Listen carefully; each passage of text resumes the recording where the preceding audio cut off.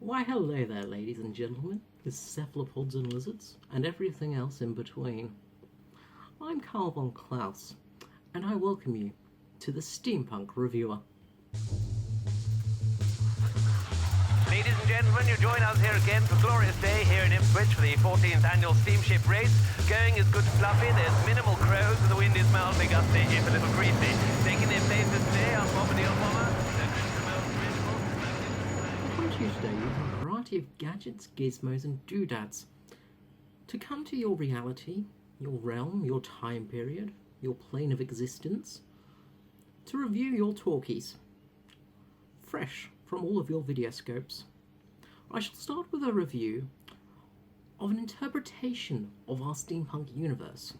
Now, I'm not just going to be looking at steampunk filmography, I shall venture into other films, but for this, our first episode, I welcome you to this short film, The Mysterious Geographic Explorations of Jasper Morello. Jasper Morello is a short film from the year of 2005 and ranks, at the time of this video, 26th of IMDb's top short film list. Not a bad effort. I believe there's quite a few of these short films, so 26 is good, along with scoring a respectable score of 7.8 out of 10. The film's gained critical acclaim, with nominations for Best Animated Short at the Oscars, along with winning a BAFTA and numerous short film festival accolades. This Australian-made movie had a budget of around $600,000 and was directed and written by Anthony Lucas, with the screenplay being written by Mark Shereffs, who has worked on many children's TV shows in Australia, so I'm informed, as well as a masterpiece called Neighbours. What an odd title. We start our film in the city of Gothia, a city of heavy industry, smoke, cogs, gears, smog. Filthy looking place, makes me feel right at home. A very vast city with a large steam-powered dirigible dock above it.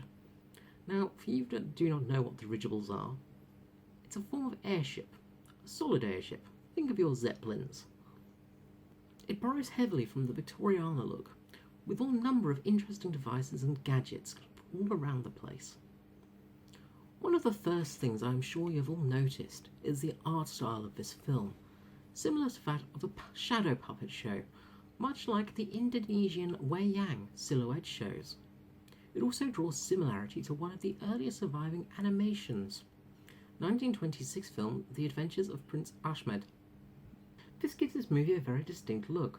The CGI, the black and white shades, and a very stark use of colour in this movie makes it feel very distinctive, and it is here we meet our protagonist, a guilt-stricken royal navigator, as played by Joel Egerton, Jasper Morello, who is being returned to the air after the death of a crewman on his last flight due to a navigational error.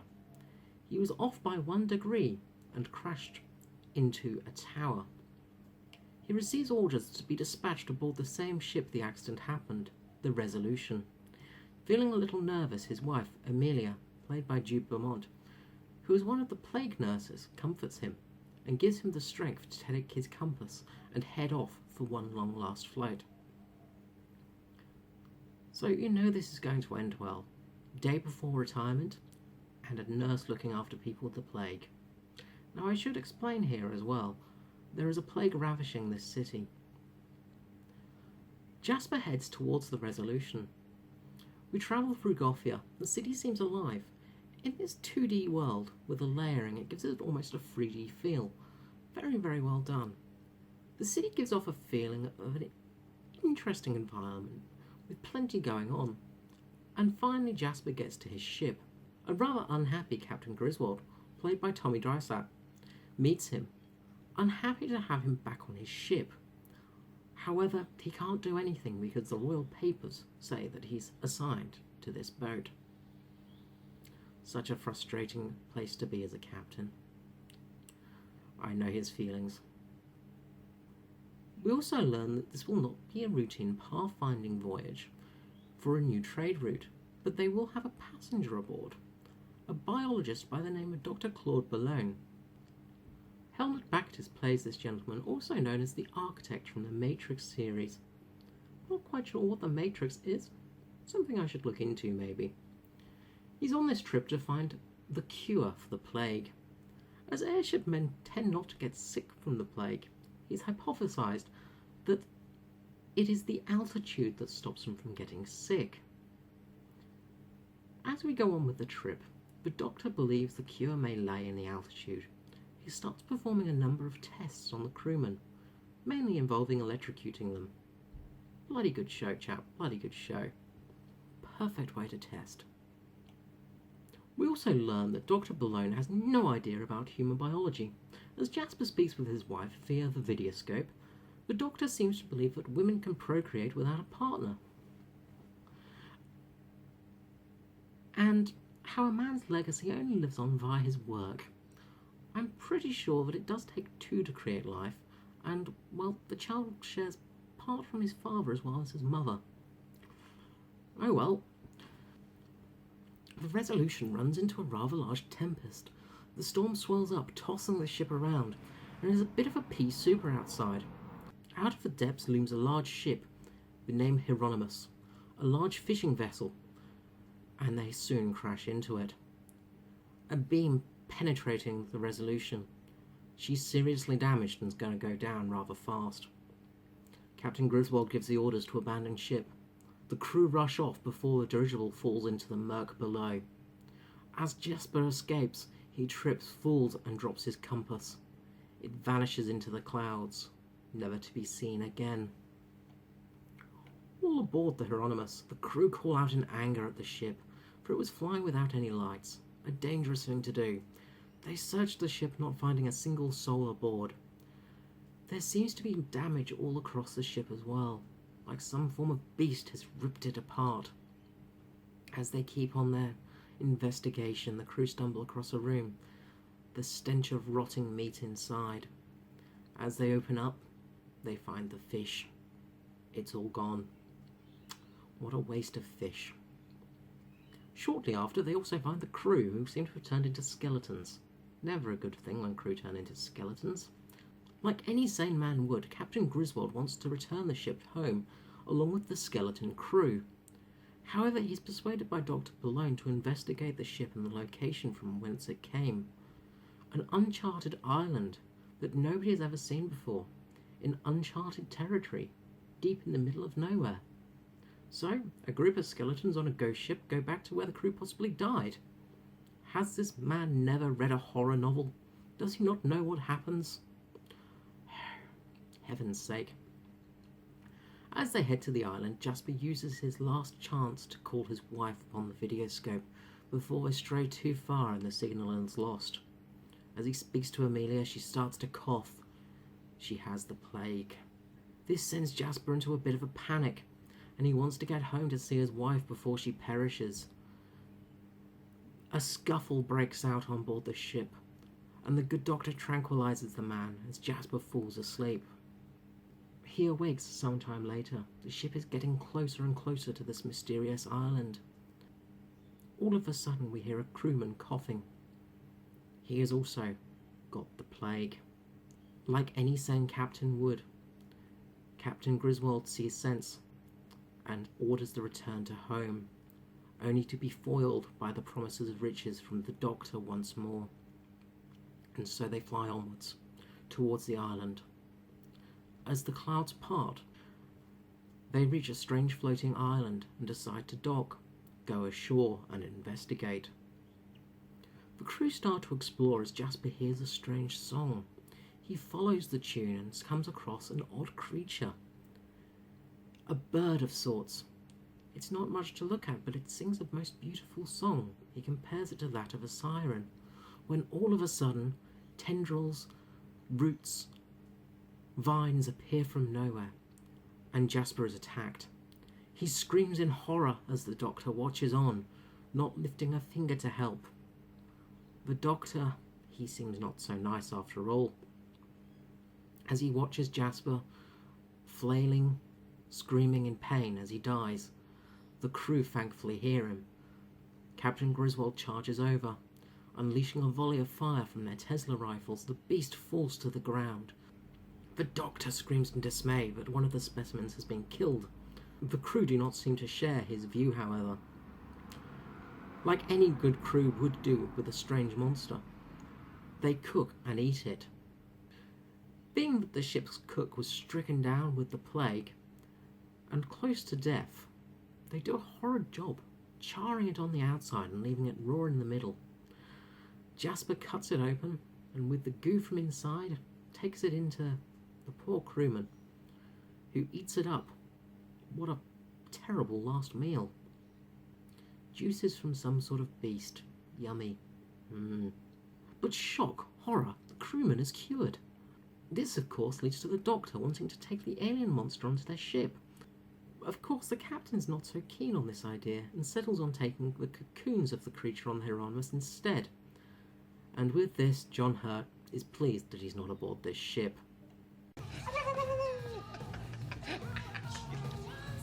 What? No, we were lost. None of us knew where we were.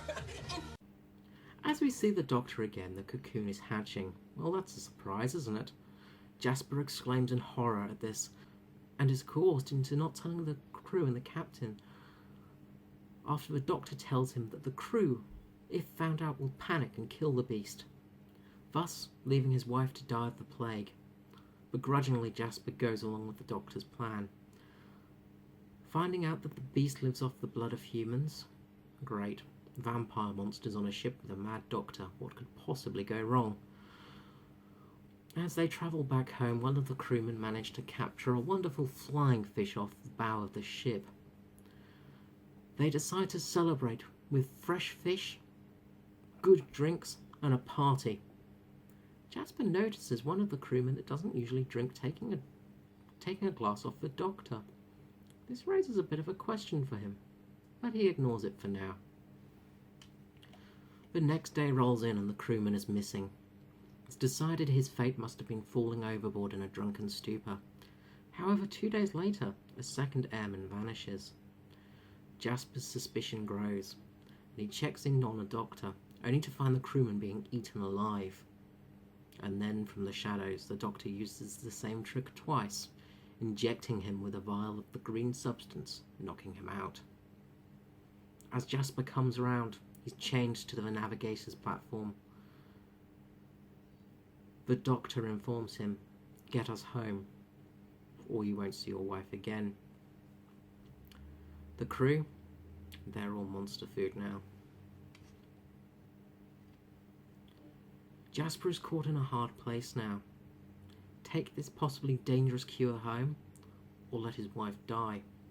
Of thoughts of his wife, forcing him to comply with the Doctor's wishes. As they get close to the trade route, Jasper notices some mountain tops. He uses this to his advantage, as Dr. Evil monologues like a true villain would. Jasper plots the course 1 degree off, smashing the ship into the mountain. The Doctor loses his balance and falls overboard. He clings on for dear life, screaming for help. Jasper glances down and has a change of heart, but it is too late. The Doctor's own scheme has foiled him, for Jasper could not reach him because of the chains attached to his leg. And the Doctor becomes a smear of red goo on the mountain top. Somehow, Jasper escapes from his chains. A little unsure how that happens. He weighs up his options and decides that the need of the masses outweighs his own. His wife, all of those people with the plague, they deserve a cure. He sets his course onto the trade route, and then decides this monster is not going to make it back without more food. He links himself up to the blood machine, drawing his blood for the monster's nourishment. He writes down his last words, resigning himself to the fate of death. The film fades, leaving us with an open ending. All in all, this is a fantastic little short. It's very easy to watch, and has actually been published up on YouTube by the publicist. The steampunk aesthetic is wonderful, and the story merges well with it. The style and the art of this movie, obviously to save money, does not make it look cheap, but actually makes it look more stylistic. With a 26-minute runtime, it's well worth a watch. It's short enough to be viewed in a small sitting. It's interesting enough to go quickly as well. I will include a link below so you can go to the site and watch the film if you wish. I would highly recommend it. If you enjoy steampunk as well, this movie is well worth a watch. It's got a fantastic aesthetic to it, as well as a very interesting story. Now, a recommendation. I would give this film a good 4 out of 5 cogs. Yes, I know, I'm a steampunk. Just add cogs. I very much hope you enjoyed this review, and would love to hear your feedback in the comments below. Until next time, this is the Steampunk Reviewer wishing you all a safe day. Ta-ta.